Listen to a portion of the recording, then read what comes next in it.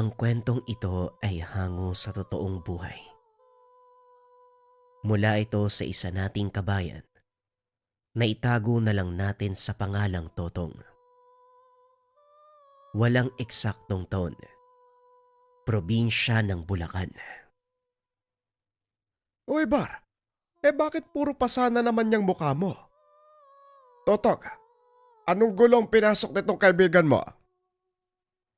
Wika ni Padre Semo. Pasensya na po, Padre. Nakipag-away po si Ibar ng dahil sa akin eh. Pinagdiskitahan na naman kasi ko ng mga tambay dyan sa kanto. Wika ni Totong. Ay nako, ilang beses ko bang sasabihin sa inyo na umiwas na lang sa gulo? Ayan, tignan mo ang nangyari. Puro pasa ang mukha mo. Paano kang haharap sa misa niyan? Ay nako, linggo pa naman bukas. Pasensya na po, Padre. Hindi ko naman pwedeng tignan lang si Totong na binubugbog ng mga taong yun.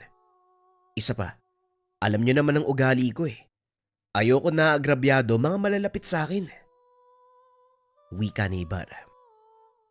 Naroon na tayo. Pero pwede niyo silang iwasan, hindi ba?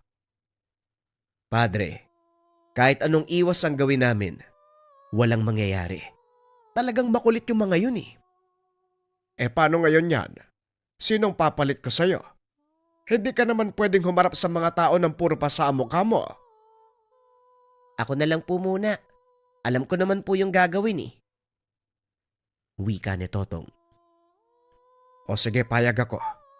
At ikaw naman, Ibar, gamutin mo nga yung mga pasa mo. Nang sa ganon hindi na lalong mamaga. Nang mga panong ito, nasa pangangalaga ng isang pare sina Totong at Ibar. Simula pagkabata ay nasa simbahan na ang mga ito. Naglilingkod bilang sakristan. Bagaman lumaki sa pangaral ng pare, kakaiba ang ugali nitong si Ibar. Palaging nasasangkot sa basag ulo. Ipinasok ito ng mga magulang sa seminaryo. Kaso nga lang ilang buwan pa lang ay pinalabas dahil na rin sa kagaspangan ng pag-uugali. Palaging napapagalitan ng ama dahil wala nang nagawang tama. Ngunit may dahilan ang pagiging sanggano ng binata. Ayaw niya na may nakikitang inaapi, lalo na ang mga taong malapit sa kanya.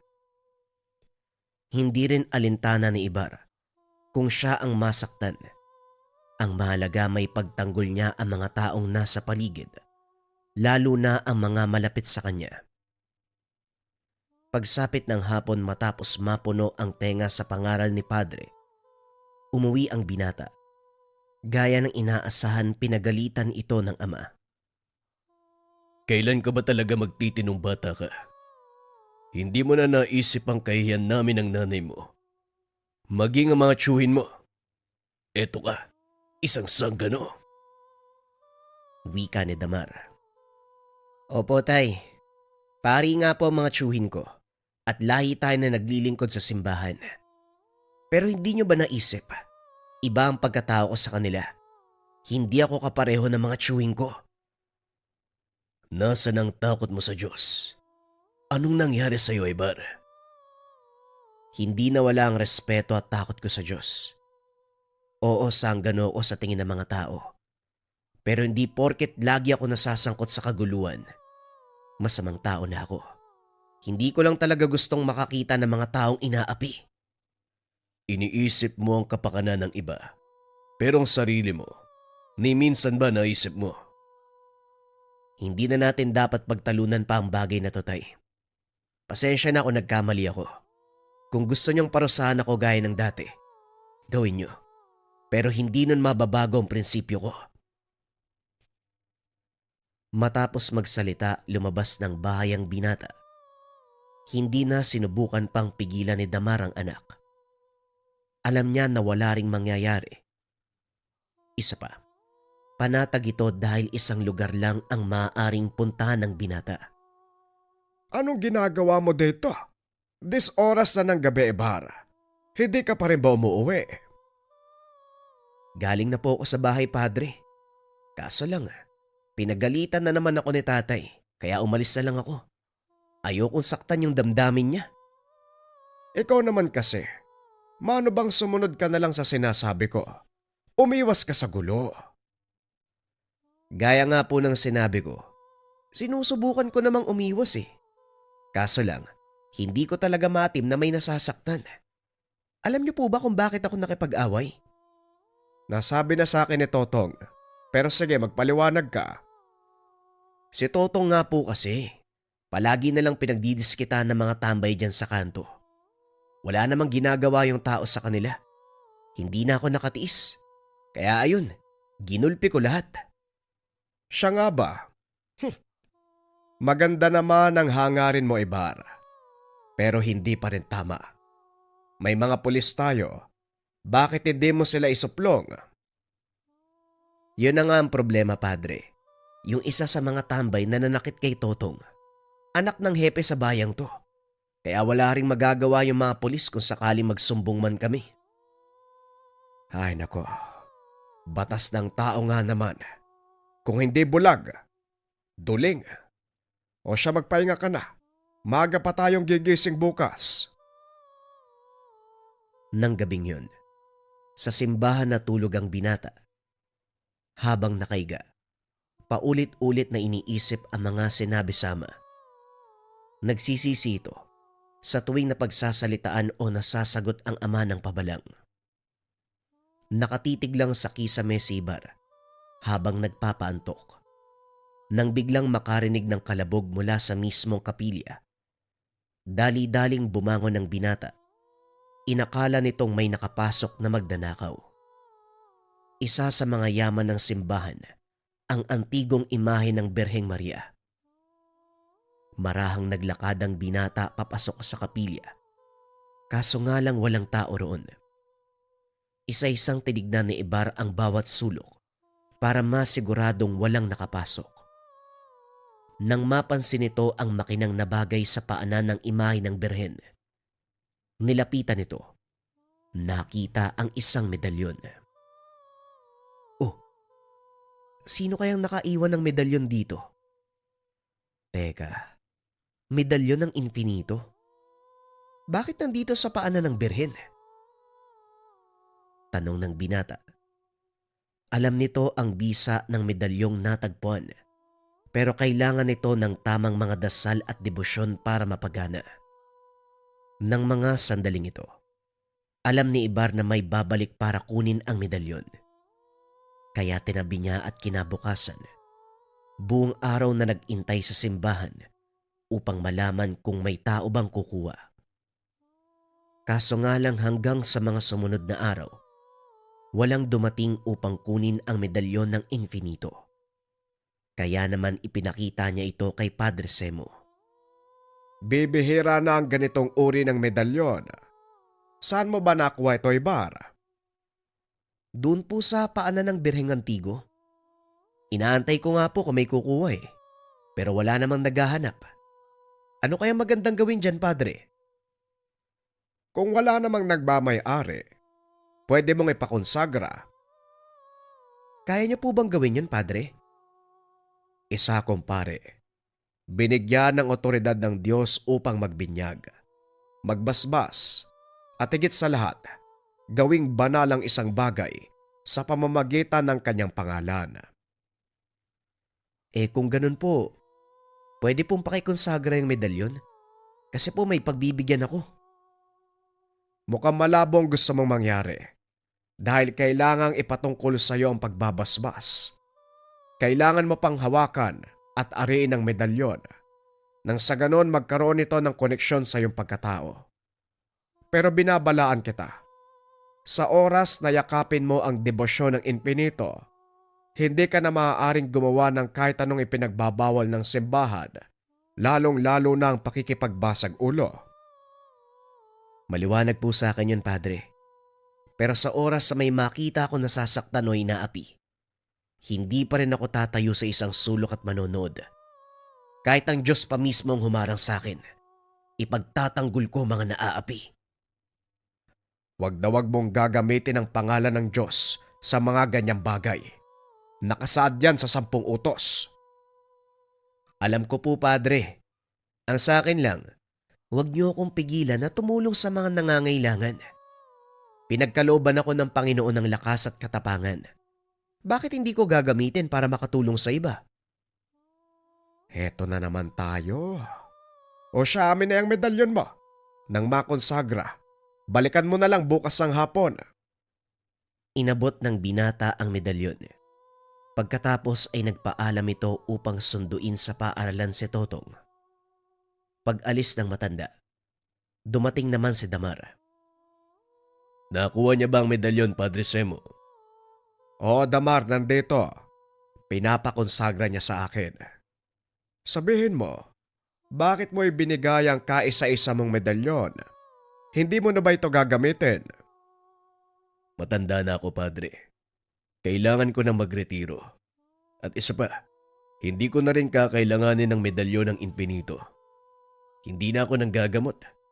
Sapat na sa akin ang pananampalataya ko at patnubay ng amang may likas sa lahat.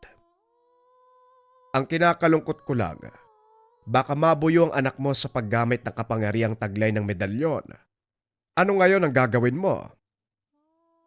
Kung sakaling mangyari yun, ako mismo ang magdidiskomunyon sa kanya. Pero malaki ang tiwala ko kay Ibarra. Hindi siya likas na masama.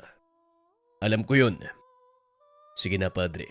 Mamaya makita niya pa ako dito eh. O sige Damar, mag-iingat ka kaibigan. Pag-uusap ng dalawa. Kung hindi nyo na itatanong, dating manggagamot ang ama ni Ibarra.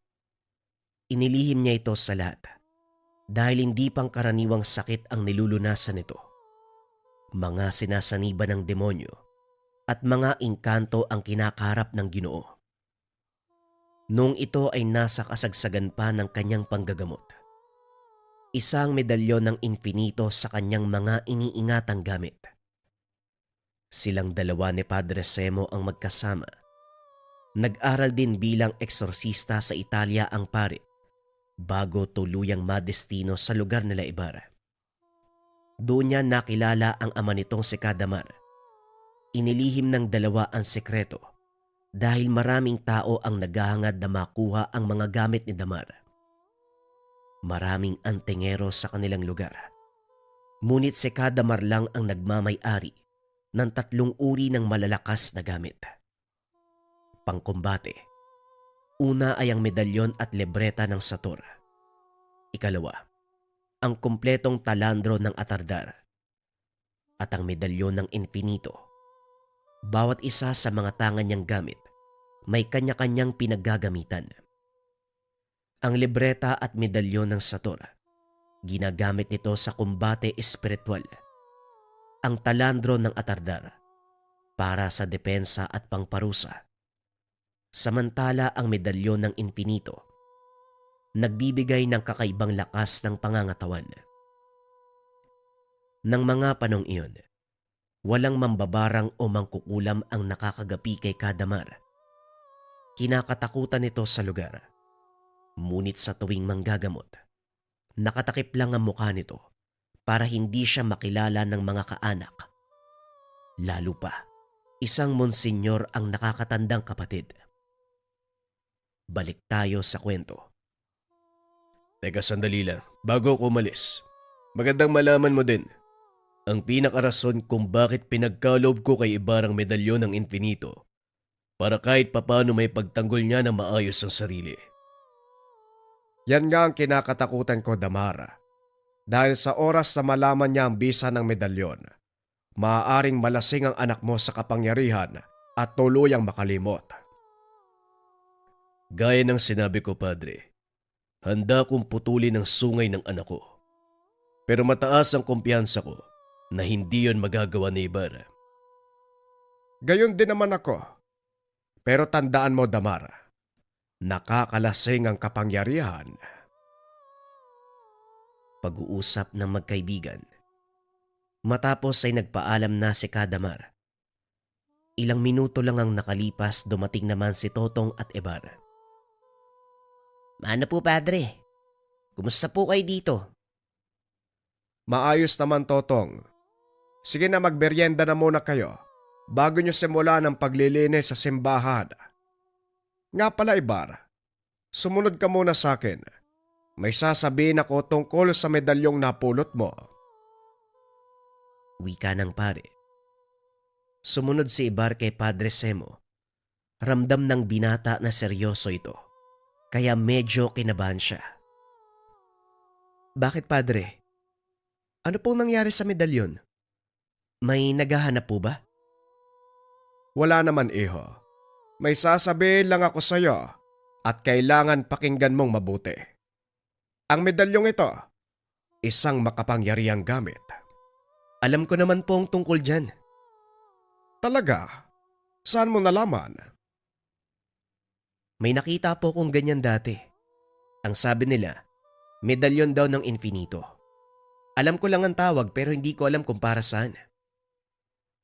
Ang medalyon ng infinito ang nagbibigay ng lakas at bilis ng pangangatawan sa taong nagtatangan.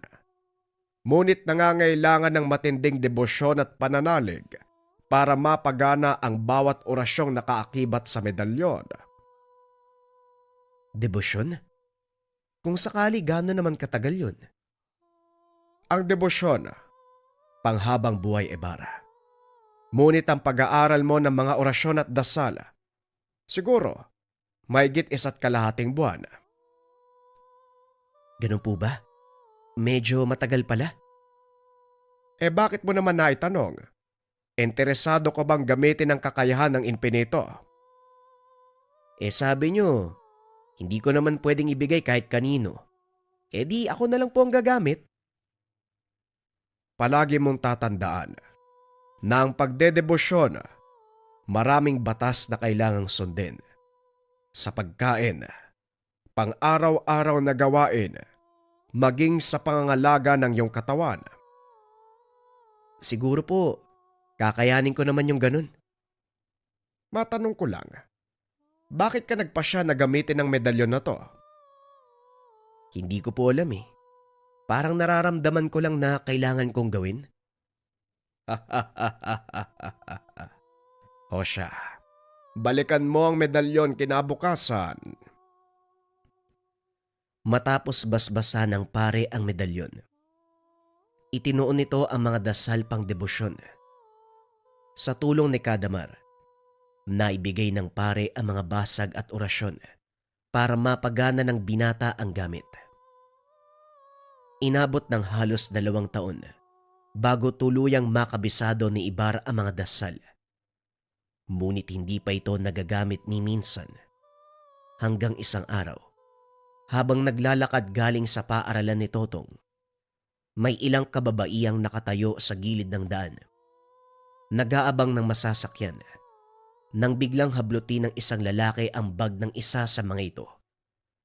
Walang pagdadalawang isip na hinabol ng binata ang magnanakaw. Nagawa niya itong abutan.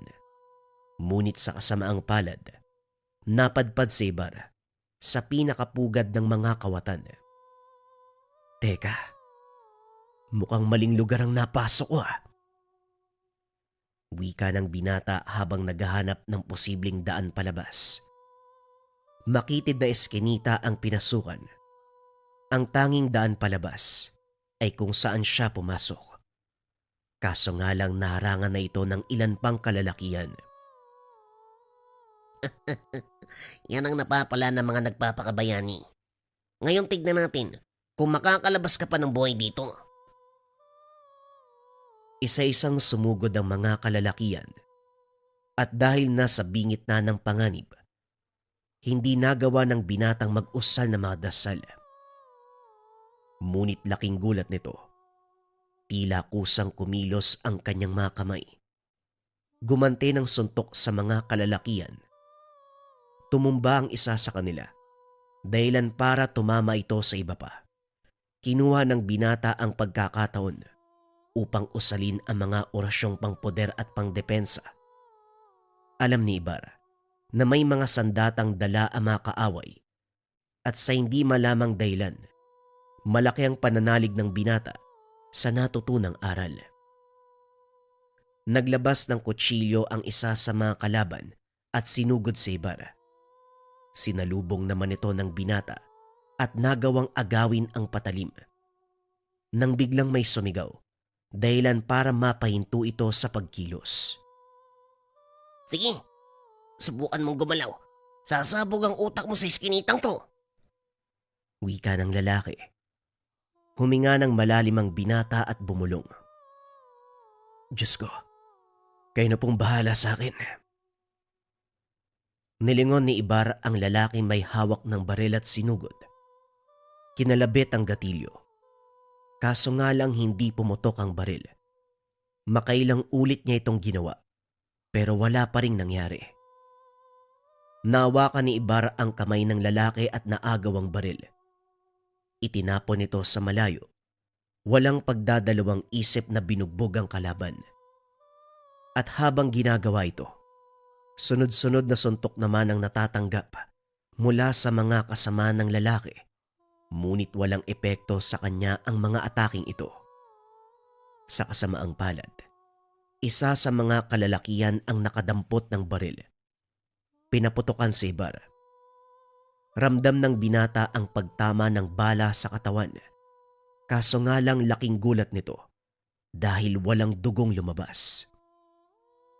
Nabutas ang damit. Ngunit ni maliit na galos, walang natamo si Ibar. Dahil sa kaganapan, nagsipagtakbuhan ang mga lalaki. Inakala ng mga ito na napatay nila ang binata. Ngunit lingid sa kaalaman ng mga kawatan na hindi tumalab sa katawan ni Ibar ang bala. Sinubukan pang habulin ni Ibar ang mga ito. Ngunit pinigilan siya ni Totong dahil paparating na ang kapulisan. Umalis na tayo dito. Tumawag na ako ng pulis. Mamaya lang nandyan na sila. Wika ni Totong habang pilit na hinihila ang kamay ng kaibigan. Wala na ring nagawa ang binata kung hindi sumunod sa sinabi ni Totong. Sa bahay tayo dumiretso. Kapag nalaman ni Padre Semo ang nangyari, siguradong masasabon na naman ako. Hindi kaya lalo kang sabunin ng tatay mo kung doon tayo sa bahay niyo pupunta? Wala si tatay sa bahay ngayon. Nagbakasyon sila ni nanay. Kaya walang magbubunga nga sa akin doon.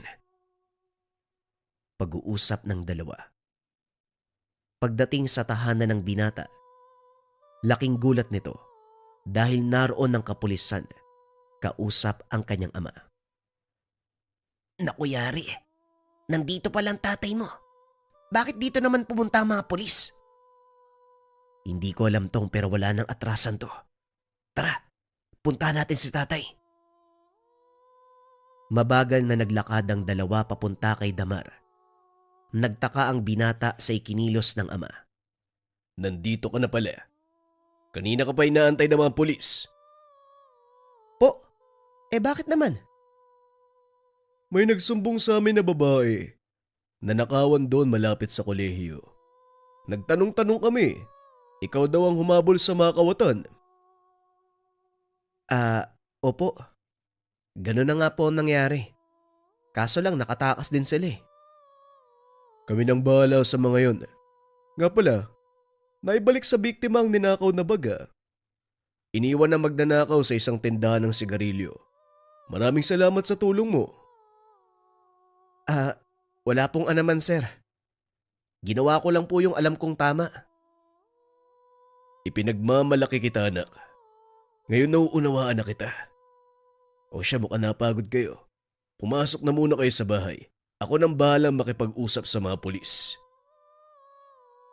Sige po tay. Papasok na po kami. Habang papasok ng tahanan, laking gulat ni Ibar nang makita nito. Hinihipo ni Totong ang ulo ng ama.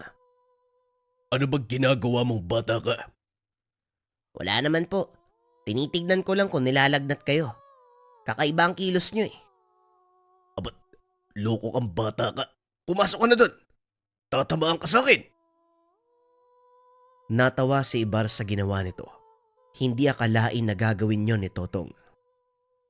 Sira ulo ka talaga. Paano kung nagalit sa'yo si tatay? Hindi magagalit yun. Talaga namang iba yung kilos niya.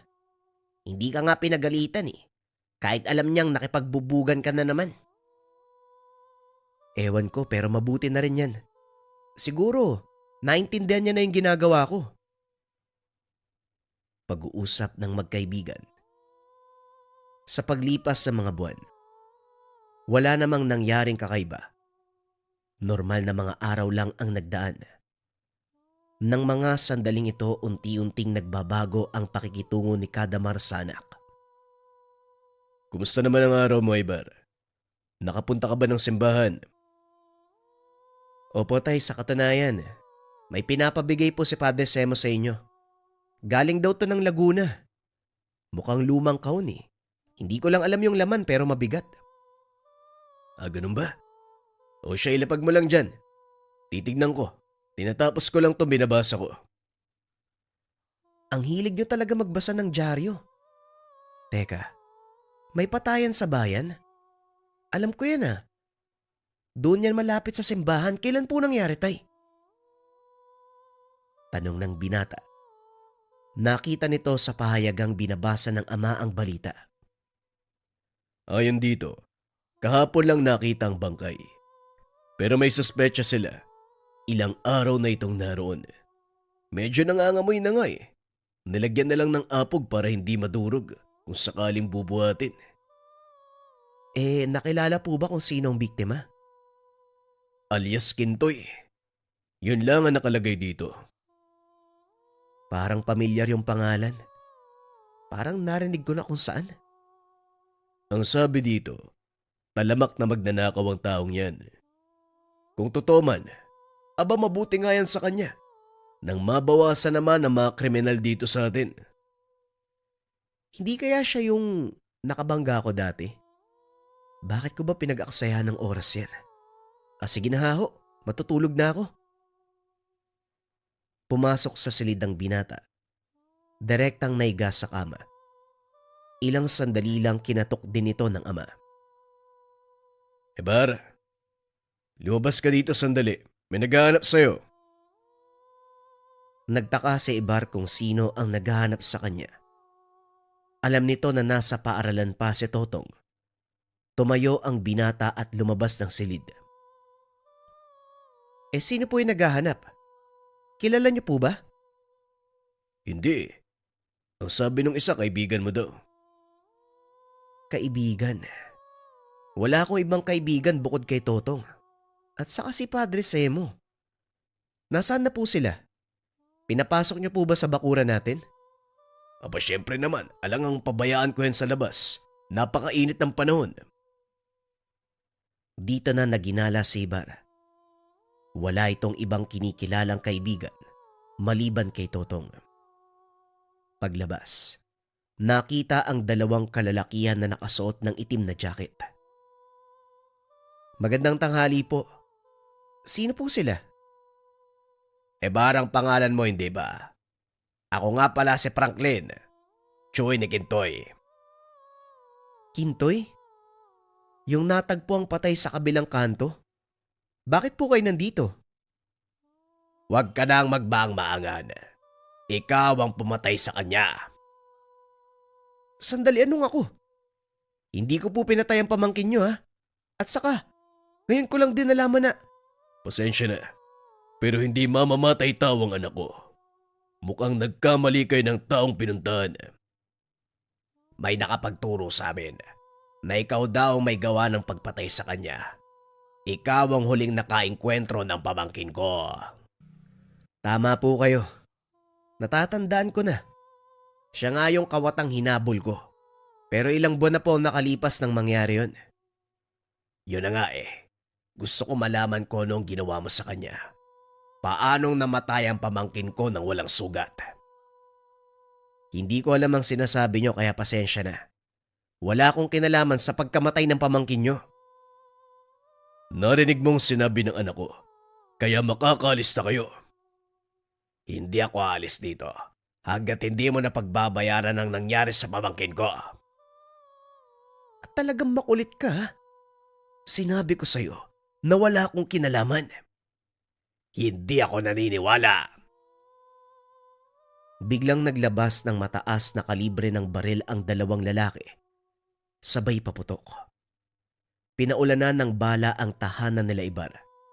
Dali-daling niyakap ng binata ang ama para sanggain ang bala. Ilang sandali pa tuluyang naubos ang bala ng dalawa. Para kay Ibar, ito na ang pagkakataon para gumanti. Tinignan ng ama. Nakitang wala itong pinsala. Kaya naman nakahinga ng maluwag ang binata. Pasensya na po tay. Pero magiging sanggano muna ako sandali. Wika ng binata sabay takbo papunta sa kinaroroonan ng dalawang lalaki. Pinagsusuntok ang mga ito. Gumante ng atake si Franklin. Ngunit walang epekto sa katawan ng binata ang mga suntok. Lingid sa kalaman ni Ibar na naroon si Totong ng mga oras na yon. Nakita ang buong pangyayari. Nasaksiyan nito kung paanong ilampaso ng kaibigan ang dalawang kalalakihan. Patuloy na nakipagbuno ang binata kay Franklin habang ang kasama nito ay naglabas ng patalim.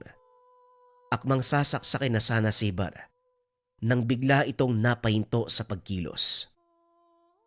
Masyadong abala si Ibar ng mga sandaling iyon, kaya hindi nito nakita ang nangyari sa kasama ni Franklin. Nilingon ni Totong si Kadamar. Nakita niya. Nakapikit ang mga mata ng Ginoo habang nakaunat ang kamay. May kung anong binubulong. Dito napagtanto ni Totong na hindi pang karaniwang tao si Kadamar.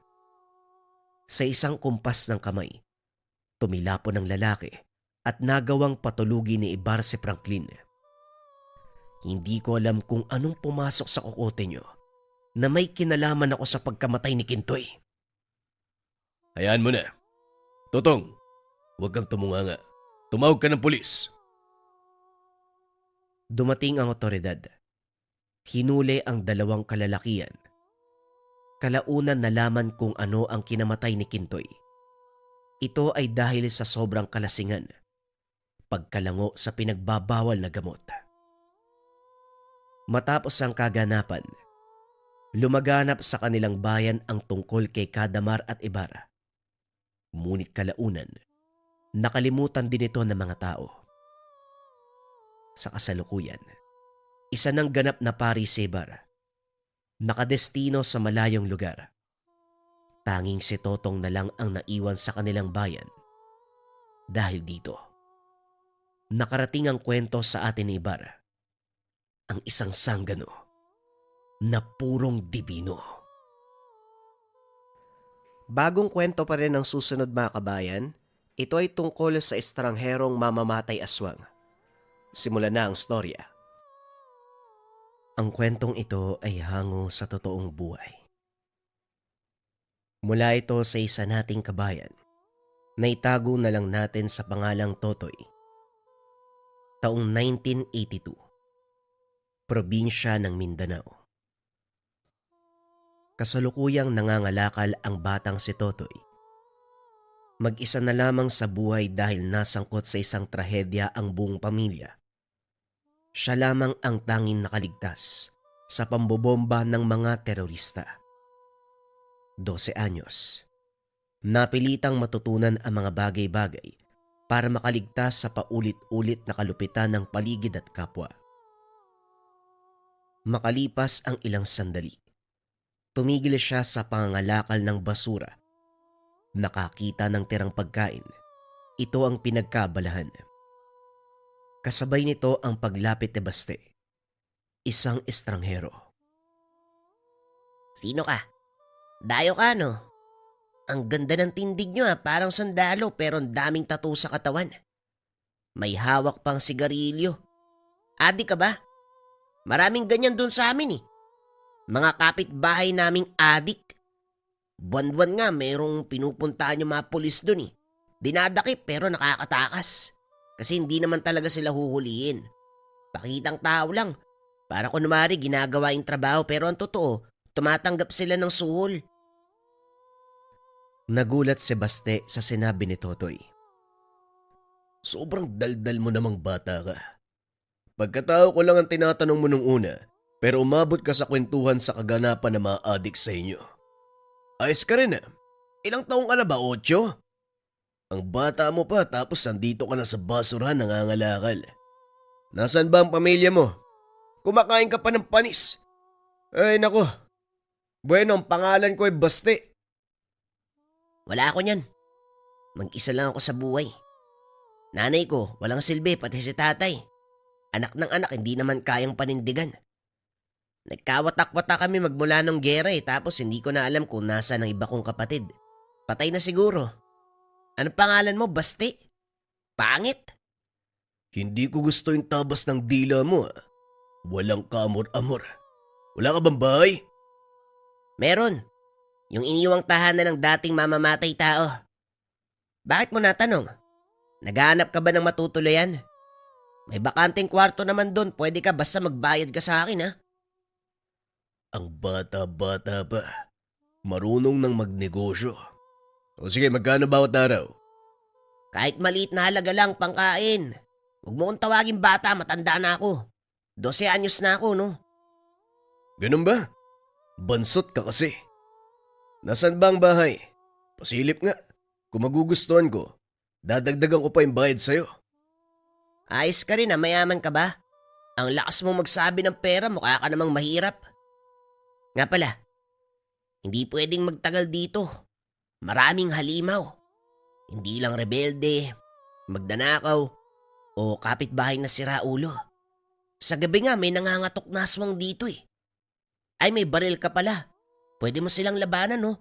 Kapag naubos ang bala mo, lumipat ka na ng ibang lugar para sa kaligtasan mo. Naunang maglakad si Totoy. Sumunod naman sa kanya si Baste. Dumating sila ng tahanan. Maayos, malinis at may sapat na espasyo. Kinuha niya ang kwarto at nagbayad sa bata ng ilang araw na pananatili. Aba totoo nga may pera ka no? Pero hindi ako naniniwala na galing yan sa paghihirap mo. Mas maniniwala ako kung sasabihin mo sa akin na nagmula yan sa nakaw. Halata sa mukha mo, wala kang nagawang tama sa buhay, di ba? Napakamot sa ulo sabay iwas ng tingin ng lalaki. Hindi makapaniwala. Nakatagpo ng batang may ganitong pag-uugali. Nakakarami ka na ha? Kung makapagsalita ka, parang ang dami mong alam sa buhay. Kung sa bagay, sa dami ng nangyari sa lugar nyo, marami ka talagang makukuhang kagaspangan. Hindi lang sa ugali. Ano, pwede na bang pumasok sa kwarto? Magpapahinga ako. O sige na, pumasok ka na, bayad ka ni. Hindi na nag-abalang tumingin. Binibilang ang hawak na salapi. Ang pakay ni Baste sa lugar ay hindi ang maganap ng bagong tirahan. May nakaingkwentrong nilalang na hindi natapos ang laban. Biniktima ang mag-ina habang tinutugis ang isa pang nilalang noong araw. Nandito siya upang magiganti. Galing pa siya ng Bohol pero napadpad sa Mindanao para singilin ang halimaw. Matapos magpahinga, lumabas siya upang maglibot. Hindi niya nakita ang bata. Magpapasama sana kaso wala sa lugar. Inikot ang buong paligid. Maliban sa mga basurang nakatambak sa mga tabi. Nariyan din ang mga taong masama ang titig. Hindi siya nagtaka. Normal ang ganito lalo na dayo lang sa lugar. Hoy, taga-saan ka? Bagong salta ka dito ah. Alam mo ba ang nangyayari sa katulad mo? Tanong ng lalaki. Nakita niya ang iba na naghahanda. Nagsipagdampot ng panghampas. Alam niya ang gusto ng mga ito. Kaya nagmamadaling naglakad pero hinarangan siya. Ang lakas ng lobong mambastos ah. Kinakausap kita, kaya wag mo kong tatalikuran. Sinampal siya nito pero hindi niya pinalagan. Wala siyang gana sa ganitong away. Hindi ito ang pakay niya sa lugar. Wala pa lang isang to eh. Ang laki ng katawan, pero duwag. Pipi kaya tayo no? Magsalita ka nga. Muli siyang sinampal. Kaliwat kanan. Patuloy na nagpigil si Baste. Hindi uubra sa amin ang pananahimik mo. Wala kaming awa sa mga dayo. Mga bata, trabahuin na natin to. Nagsilapit ang mga ito at sinimulan siyang hampasin. Nagulat sila dahil nanatiling nakatayo si Baste. Samantalang buong lakas ang ginawang paghampas. Nabali pa nga ang ginamit ng mga kahoy. Sino ba to? Bakit parang hindi nasasaktan? Baka aswang ka din kagaya ni Mando. Huy, manahimik ka nga. Wag mong babanggitin si Mando kung ayaw mo mapugutan ng ulo. Hoy, ikaw ano ka ba? Ang yabang mo ah. Nagtitigas-tigasan ka pa dyan. Ano, lumabang ka? Muli siyang sinampal. Hinampas pa pero hindi siya natinag. Walang dugong umagos kahit sa ulo paulit-ulit hinambalos. Ang tigas mo ah. Sino ka ba talaga? Anong dugo ang meron ka? Para hindi tabla ng pisikal na atake. Nandito ka ba para ipagmayabang yan? Pasimpleng naglakad palayo si Baste. Nagsitabi ang mga tambay pagdaan niya. Wala siyang balak mag-aksaya ng lakas sa mga ito dahil napapansin ang takot sa mga mata nila. Umaastang matatapang pero ang katotohanan ay takot naman. Bumalik siya ng tahanan. Naabutan ng bata na nagbibilang ng mga pakete sa kusina. Kagad siyang lumapit at nilayo ang mga ito. Ikaw bata ka. Bakit ka may ganito? Alam mo ba na maliban sa delikado masama yan? Sinong nag-utos sa'yo ha? Walang ya. Pati bata dinadamay sa kalokohan. Bakit ka ba nangingialam? Sanay ako sa ganitong buhay. Ano bang bago? Alam ko ang mga to. Nakikigamit ka na nga lang ng kwarto. Nangingialam ka pa. Tombi ka nga dyan. Pinapalakad to sa akin, sinisira mo pa. Lumabas ang bata, dala ang mga pakete. Pasimpleng binulsa at tumakbo patungo sa kung saan. Hindi nasundan dahil nawala kagad. Inantay niya ang pagbalik nito. Pero lumipas ang mga oras ay walang paramdam. Inantok na siya habang nakaupo sa sala. Karap ang pintuan. Kinakaba na baka nahuli na ang bata. Walang pinapatawad ang otoridad. Kahit halatang ginamit lang ito, huhulihin at mas lalong papakinabangan. Ilang sandali lang ang lumipas. Naalerto ng may maramdamang kakaiba. Sinundan ito ng mahinang katok sa pintuan. Naalala niya ang sinabi ni Totoy tungkol sa nangangatok. Sa halip na matakot ay napangiti pa siya. Dali-daling kinuha ang patalim at hinanda ang sarili. Nagpatuloy ang katok.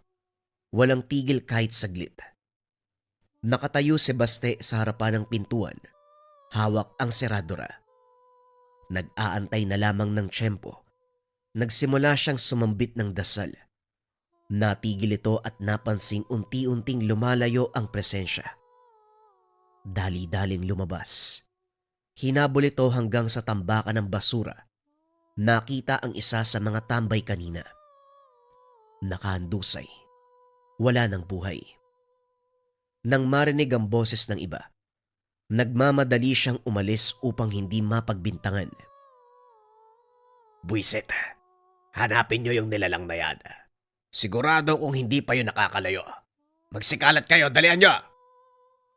Umalis na rin si Baste. Sinundan ng natitirang bakas ng aswang sa hangin. Pero nawala rin makalipas ang ilang sandali. Natigilan sa gitna ng daan ng makasalubong ang bata. Mabuti naman at nandito ka na. Akala ko na paano ka eh. Umuwi na tayo. Bago pa tayo mapahamak dito. Hindi naman ako sasaktan ng aswang. Kaibigan ko yan. Sa lahat ng tao rito, ako lang ang hindi niya sinasaktan. Yung mga tambay kapag merong ginawang mali, yun ang pinapatay niya. Nya, sino siya? Paano mo naging kaibigan ng isang nilalang? Hindi naman sila malapit sa mga tao. Sa tingin mo lang hindi. Siya nga ang dahilan kung bakit ako nabubuhay hanggang ngayon eh. Maraming natulong sa akin si Mando magmula nang nawalan ako ng pamilya. Binibigyan niya ako ng pagkain. Minsan kapag nakauwi siya dito sa lugar, kahit mga tambay binibigyan niyan eh. Mabait yun. Huwag ka lang pasaway. Napaisip si Baste sa sinabi ng bata. Narinig niya ang pangalan na iyon sa mga tambay. Mando, isang aswang ang taong yun. Paano mo nalaman? Oo, paulit-ulit naman to eh. Nalaman ko nung naabutan ko siya sa kanila. Aswang tapos biglang naging tao. Hindi niya ako sinaktan. Huwag ko lang ipagsasabi ang katauhan niya. Magmula ng araw na yun, naging utusan niya ako eh. Pinapagtanggol niya ako laban sa mga kapitbahay dyan na mapanghusga. Dami mong tanong, matulog ka na nga. Wika ni Totoy. Pumasok ito ng kwarto. Hindi na siya kinausap. Kinutuban si Baste sa tinutukoy na tao. Hindi siya sigurado pero malakas ang pakiramdam na ito ang aswang na hinahanap. Gusto pa sanang magtanong sa bata pero tulog na ito. Mag-aantay na lamang ng bukas upang makakalap ng karagdagang impormasyon. Kinaumagahan, bumungad ang balita tungkol sa tambay na natagpuan sa basurahan. May mga pulisya. Dumating pero dahil kilala ang lugar bilang pugad ng iba't ibang kriminal. Isinara ang investigasyon bilang personal na interes ng patayan. Wala nga lang nadakip na salarin. Sa kabila nito, maigpit ang paniniwala ng ibang tambay na aswang ang may gawa. Kapag nakasalubong ko yung aswang na yon, papatayin ko talaga. Dinali si Jerry. Malilintikan siya sa akin. Sa akin lang baka si Mandong may gawa nun. Kagabi parang nakita ko siya. Hindi ko lang sigurado pero hubog ng katawan niya eh. Hoy, tigil-tigilan mo ako sa kakaganyan mo ha. Dinadamay mo pa si Boss Amo. Bakit naman siya nandun? Lumuwas nga siya ng Maynila nung nakaraang linggo, hindi ba? Sa susunod na araw pa ang balik niya. Anong sinasabi mo dyan? Basta, nakita ko talaga siya kagabi. Tahimik na nakikinig si Baste sa usapan ng mga tambay. Sinundan niya ang isa nang umalis ito. Kakilala mo ba si Mando? Sabihin mo sa akin ang nalalaman mo tungkol sa kanya. Akong bahala sa'yo. Mag-aabot ako. Inabutan niya ito ng pera kaya hindi na nakatanggi. Dinala siya sa lugar kung saan walang ibang tao upang maibigay ang impormasyon na kanyang hinihingi. Si Mando ay ginagalang dito sa lugar dahil siya nagbibigay ng kabuhayan sa amin. Ganito, illegal. Nagbibigay rin ng pera kaya walang magawa kung hindi yumuko sa kanya. Kapos kami, naging alipin ng salapi. Pero hindi ako naniniwalang illegal na droga lang ang pinapatakbo niya. Minsan kasi parang ibang tao siya. Alam mo yung kakaiba yung amoy? Presensya, tapos ang ilap. May mga pagkakataon pa na sigurado kong hindi ako namamalikmata. Yung dumaang aso naging siya. Kung alam mo ang tinutukoy ko, kagabi nakita ko siya doon kung saan natagpo ang patay ang kaibigan namin. Kung hindi ako nagkakamali, siya ang halimaw na kumakatok sa mga kabayan. Nang bibiktima. Teka, di ba sa bahay ka ni Tutoy tumutuloy? Bakit hindi mo tanungin ang bata? Alam niya ang tungkol kay Mando. Yun lang konti lang yung bayad mo eh. Hanggang doon lang ang sasabihin ko. Alis na ako, baka may makakita pa. Malalagot ako kapag nakipag-usap sa kagaya mong dayo. Kung may balak kang gawin sa kanya, hanapin mo. Nariyan lang yan sa tabi-tabi. Nalinawan si Baste. Kumpirmadong aswang ang sinasabing Mando. Lalong lumakas ang kutob na ito ang hinahanap na nilalang. Umuwi siya. Nabutan si Totoy na naglilinis ng iba't ibang uri ng baril. Tinignan lang siya nito at hindi pinansin. Ayos ka rin Daig mo pa ako sa dami ng ginagawa. Isa lang ba ang amo niyan doon sa una mong trabaho? Akala ko ba simpleng mangangalakal ka? Ngayong nandito na si Mando, hindi ako mangangalakal. Ako ang tagalakad ng produkto niya. Bakit ba ang dami mong tanong? Nasaan si Mando? Baka naman pwedeng makita yung amo mo. Kakausapin ko lang. Itatanong ko kung naghahanap ba siya ng karagdagang tauhan. Papasok din ako. Tinignan siya ng bata mula ulo hanggang paa. Hindi ka tatanggapin. Malaki nga ang katawan mo, pero mukhang hindi ka maaasahan. Siguradong papalpak ka sa mahalagang misyon. At saka, bawal ang baguhan kasi maraming pasikot-sikot. Kung mangmang ka, di diretso ka sa kulungan. Hindi kita maintindihan ha. Akala ko ba pulpol ang mga pulis dito? Ang sabi mo, nagkukunwari lang silang ginagawa ang trabaho. Hindi ka pag-aaksaya ng pera ni Mando kung mangmang ka. Mabubulok ka sa kulungan eh. Kaya huwag ka nang sumali dito. Teka, hindi ka naman magtatagal dito, di ba? Ano bang pakay mo sa lugar namin? Kung wala naman, umalis ka na. Nagiging sagabal ka sa mga lakad ko eh. Maayos ka rin ha. Ako na palang sagabal ngayon. Pero seryoso ko. Saan makikita ang Mando na yan? O sige, ganito na lang. Pakisabi, hinahanap ko siya. Meron siyang atraso sa akin. Yan ang sabihin mo. Nagulat si Totoy sa mga sinabi nito. Pagsapit ng hapon muling lumabas si Basti. Palihim na sinunda ng bata. Sumot ito sa pasikot-sikot na kabayan hanggang sa makarating sa kabundukan kung saan pumasok sa lumang bahay. Nang makita ang isang lalaki sa bintana, naging alerto ang tangan. Napansin nito ang presensya niya. Kagad nagsara ng mga bintana at pintuan. Pasilip-silip ito. Hinahanap ang kanyang kinalalagyan pero dahil nakatago, hindi siya nakita. Dinig pa ang malakas na kalabog mula sa loob na parabang nagwawala. Ilang sandali pa ang lumipas. Lumabas ang bata. Meron ng pasa at latay sa katawan. Dali-dali niyang nilapitan pero umiwas ito. Antingero ka ba? Kaya pala nagalit sa akin si Mando. Tignan mo yung ginawa sa akin nung sinaktan niya ako. Kasi akala niya, dinala kita dito. Umalis ka na nga. Pinapahamak mo ko eh. Pinasok niya ang tahanan. Hinalughog ang bawat sulok pero mabilis na nawala ang lalaki. Bukas ang bintana sa likuran. May bakas ang pagdaan nito. Sinundan pero naligaw sa gitna ng kakawyan. Nakabalik naman sa tahanan ng bata matapos ang ilang sandaling paghahanap ng daan pauwi. Bakit ka ba nandito? Umalis ka na. Pinagalitan ako ni Mando dahil sa iyo. Ang sabi niya, kung nandito ka para patayin siya, hindi ka magtatagumpay. Uunahan ka niya bago mo magawa yun, kaya umalis ka na. Kung ganun mag-unahan kami. Mabuti na rin na alam niyang antingero ko para makapaghanda siya. Sa palagay mo, kailan niya ako balak sugurin? Hindi ko alam pero ang sabi niya, hindi lilipas ang gabing ito na hindi ka mamamatay. Ngayong gabi. Ayos ah. Kung sakaling mapapasabak ako sa laban mamaya, huwag kang mangyengelam o magpakita sa Mando na yun. Baka madamay ka. Nang mga sumunod na sandali, matyagang nag-abang si Baste sa pagdating ni Mando. Nasa loob lamang siya ng tahanan.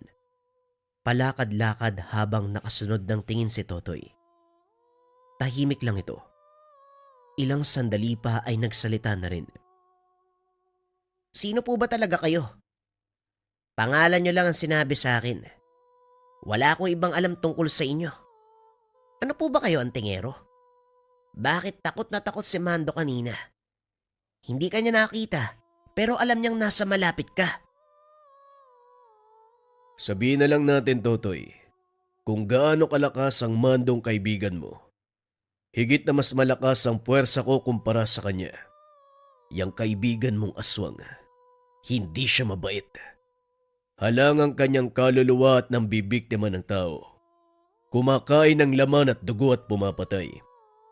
Kaya kalimutan mo ang anumang kabutihang binigay niya dahil darating ang araw na ikaw ang susunod na biktima. Halimaw siya. Walang puwang ang kabutihan sa pagkatao. Nandito ako para tapusin ang kasamaan niya. Para ipagiganti ang nangyari sa pamilya ko. Nakatingin lang ang bata sa kanya. Hindi sigurado si Baste kung naintindihan ang mga sinabi. Ilang sandali pa, naramdaman ang presensya ng aswang. Totoy, dito ka lang sa loob. Ano man ang mangyari, huwag kang lalabas. Kung sakaling makapasok si Mando, huwag kang magdadalawang isip na paputukin ng baril. Alam kong marunong kang gumamit niyan. At alam kong alam mo rin ang katangian ni Mando.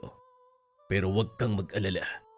Tatalab sa kanya ang bawat balang nilagay ko dyan. Makalipas ang ilang sandali ay narinig na ang katok sa pintuan. Pinakinggan nito ni Baste. Nang makatsyempo ay kagad binuksan. Sabay sunggab sa nakatayo sa harapan. Mabilis nakabawi ang nilalang. Tinamaan siya ng kalmot sa muka. Kahit walang sugat, nawalan pa rin ng balanse sa lakas. Tumakbo ang aswang patungo sa tambakan ng basura. Malawak ang lugar.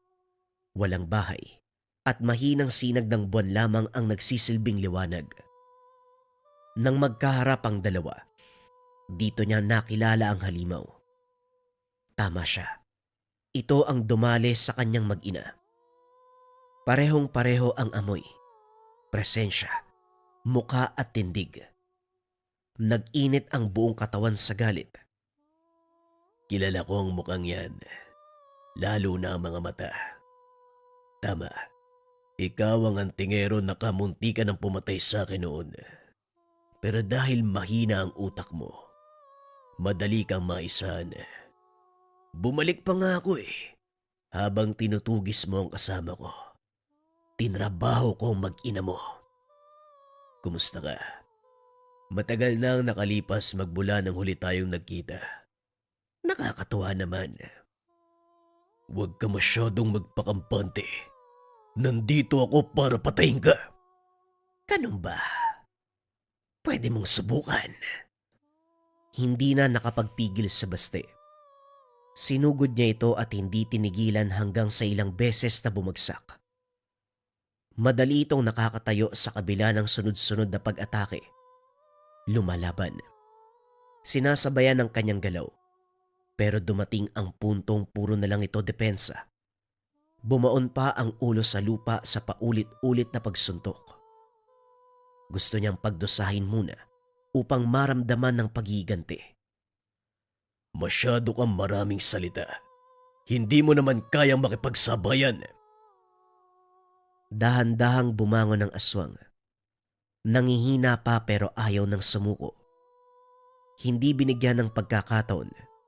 Sinugod muli at binugbog. Hindi niya tinigilan kahit hindi na lumalaban. Nakatihaya na lamang ang aswang habang patuloy na pinagsusuntok ni Baste.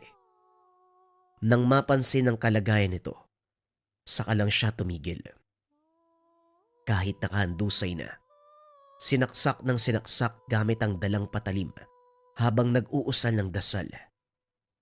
Nang masiguradong patay na, dali-daling hinila patungo sa gitna. Sinunog kasama ng nagtatambakang basura. Nakatingin siya sa hindi kalayuan. Dahan-dahang kinakain ng apoy ang katawan ng halimaw. Saka lang umalis nang mapansin ang mga taong lumalapit matapos makita ang sunog. Pinagtulungan nilang apulahin, pero dahil sa lawak at bilis ng pagkalat ng apoy, nahirapan sila. Ilang oras bago napula. Sapat ang oras para sunugin ang bawat parte ng katawan ng halimaw. Ikaw yung nagsunog doon, ano? Huwag mo nang itanggi. Nakita ko yung nangyari. Pinatay mo si Mando, tapos sinunog mo kasama mga basura.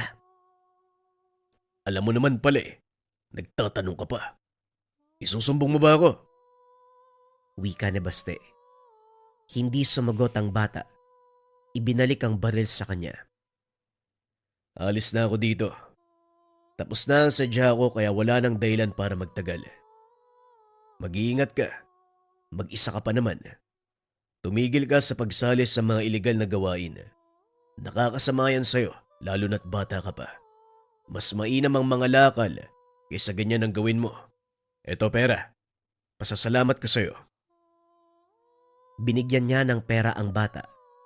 Sapat para tugunan ang pagkain sa loob ng ilang araw.